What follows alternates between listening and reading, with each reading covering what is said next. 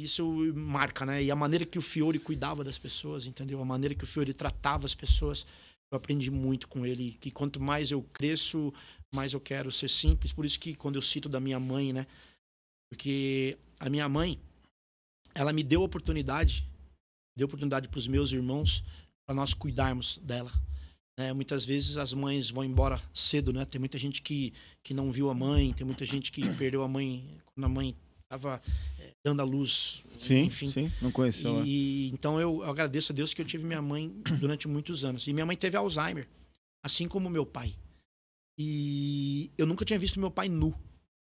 E nos últimos dias do meu pai, eu dava banho no meu pai.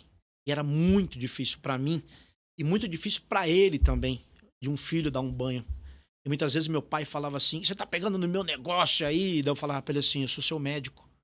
Ele, desculpa, doutor. Eu ia dar banho nele. E quando a minha mãe ficou doente, com a experiência que eu tive do meu pai, eu segurei com a minha mãe junto com os meus irmãos. Nós somos em 7. 7? Então nós combinamos o quê? 7. Cada dia 1. É. Né? Assim, não aperta pra ninguém, cada dia um cuida e quem tiver mais tempo, mais agenda, cuida outros dias.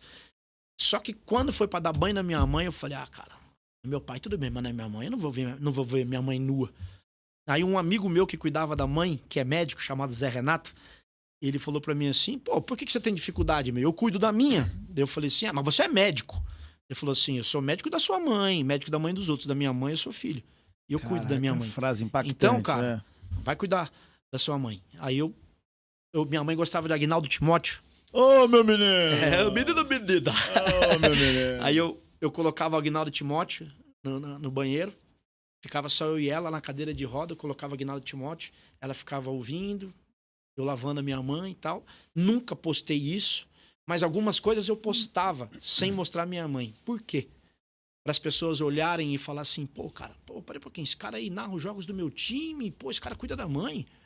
Eu não tô nem aí com a minha mãe. E aí eu recebi uma ligação, cara, de um centroavante aí muito artilheiro.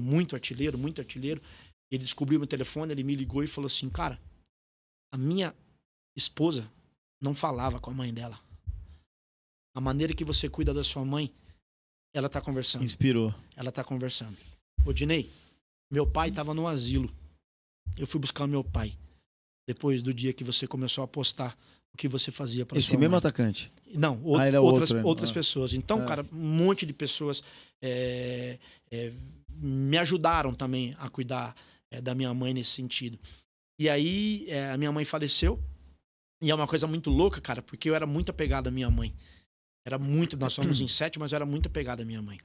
E um pouquinho antes da minha mãe faleceu em janeiro de 22. Teve a Olimpíada, só que de Tóquio foi um pouquinho mais não foi em julho, foi mais pra cá, alguma coisa assim, né? Sim, E aí, cara, a minha mãe praticamente não falava mais. A minha mãe não reconhecia mais. Mas antes de eu viajar pra Olimpíada, eu fui lá na casa da minha mãe e falei, benção, mãe. Ela me respondeu, Deus te abençoe, filho. Foi o último contato que eu tive com ela, assim.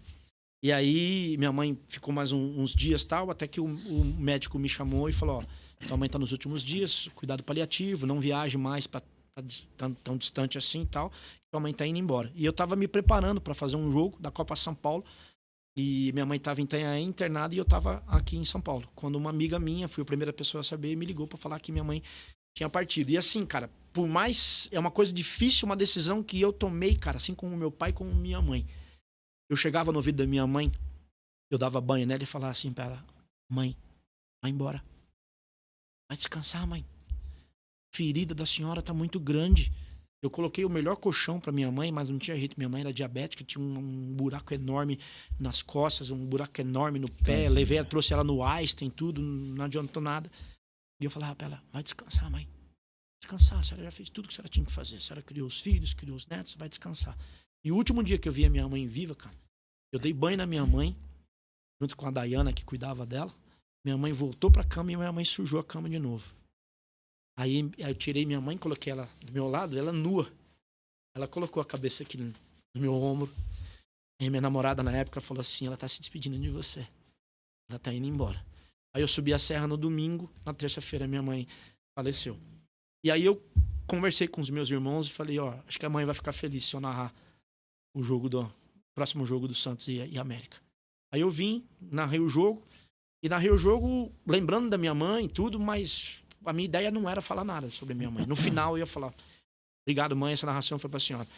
Só que aconteceram umas coisas loucas na transmissão.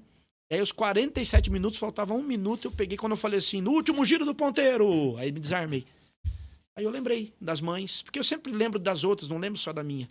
Lembrei das outras mães, da mãe do Patati que abriu mão de tanta coisa para cuidar dele e tal. Quantas mães que abrem, né, os pais largam. Tem uma irmã que tem 3 filhos, que o cara largou a minha irmã que criou os 3, a minha mãe criou os 3, enfim.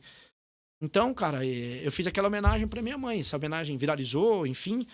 Mas, assim, o mais legal de tudo isso, cara, é que até hoje as pessoas me mandam mensagem e falam, cara, eu mudei a maneira de cuidar da minha mãe. Teve um cara que até um chefe aí hoje da Globo, ele falou pra mim, cara, eu marquei almoço amanhã com a minha mãe. Eu vou lá estar com a minha mãe amanhã, entendeu? Então, acho que isso é que eu sempre falo isso. Eu sou uma pessoa como qualquer outra, né? Meu pai era um pintor de paredes. Quando era moleque, eu tenho um monte de cicatriz no corpo, porque eu caí umas 2 vezes levando marmita pro meu pai. E eu caí de bicicleta. Minha mãe vendia produtos cosméticos. Né? E eu chegar onde eu cheguei, cara, eu tenho o que eu tenho, tá aqui participando com você, falar com o Neto, Galvão Bueno chama pelo nome, Fiore, enfim. Então, cara, eu só tenho que agradecer. Então, quando eu transmito o jogo, cara, eu transmito com o meu coração.